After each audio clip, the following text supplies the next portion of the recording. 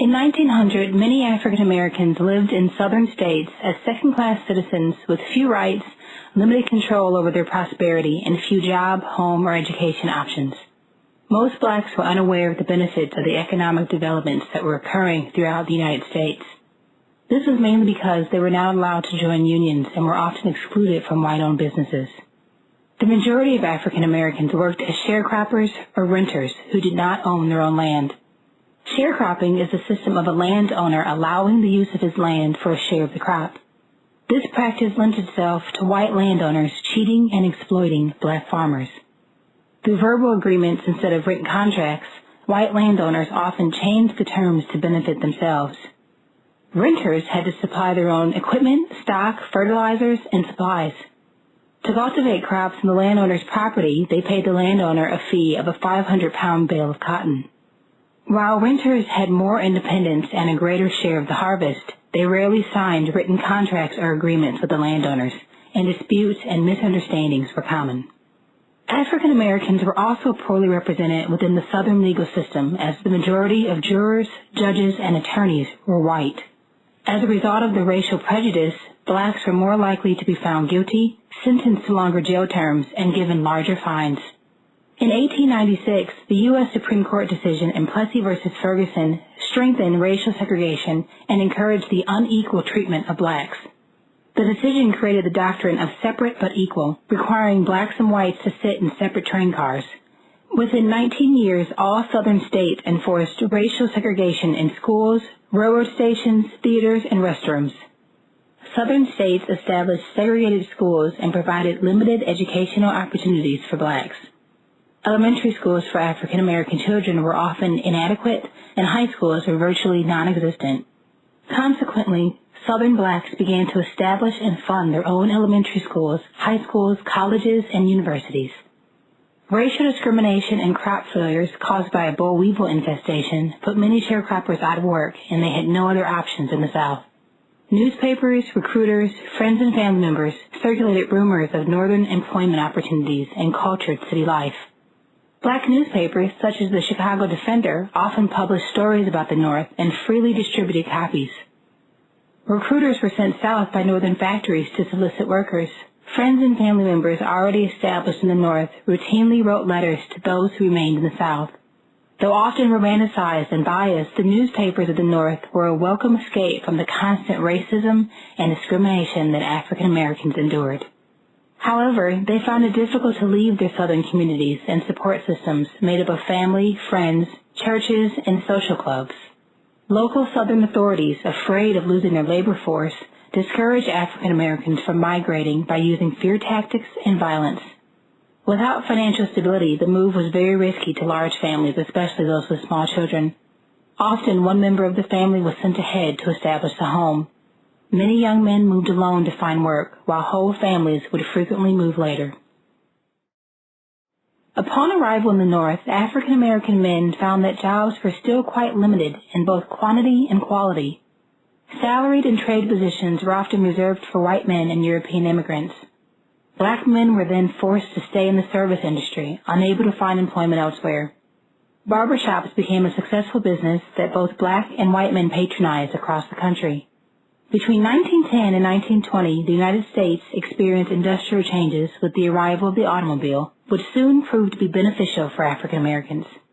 Since the late 1800s, streetcars and railroads were used as mass transit for people to get around town and travel long distances.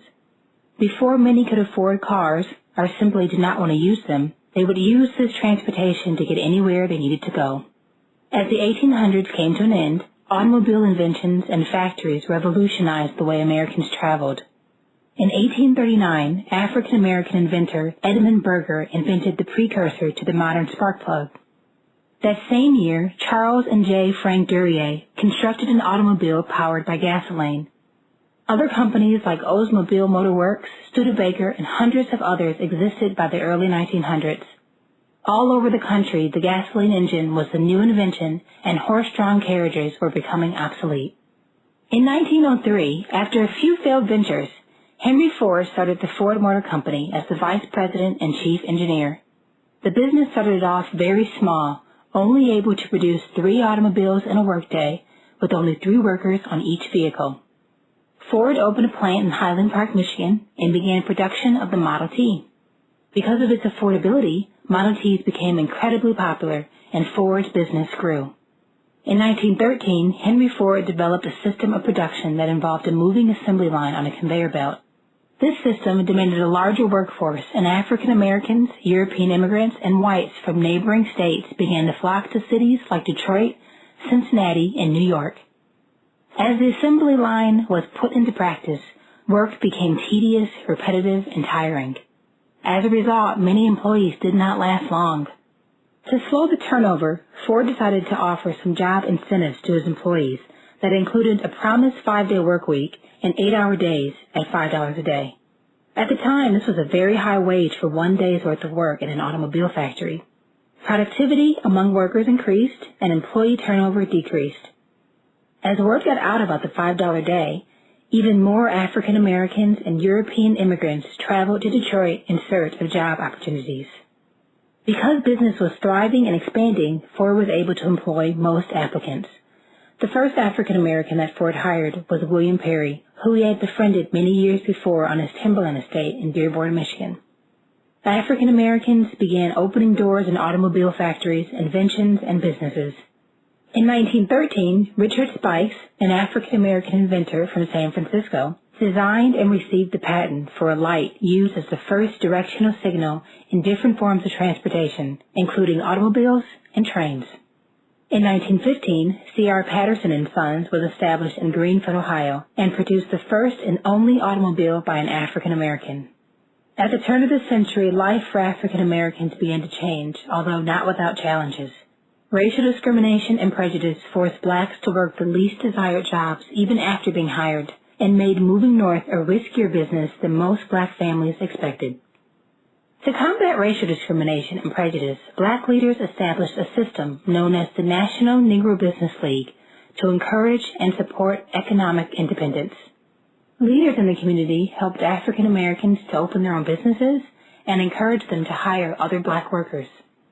In 1905, the Niagara Movement, which included civil rights advocates W.E.B. Du Bois and William Monroe Trotter, formed to discuss legal change in issues of crime, education, health, economics, and religion to improve black prosperity. The group became a precursor to the National Association for the Advancement of Colored People, or the NAACP. The NAACP, which started in 1911, was a multicultural group that focused on issues in the African American community.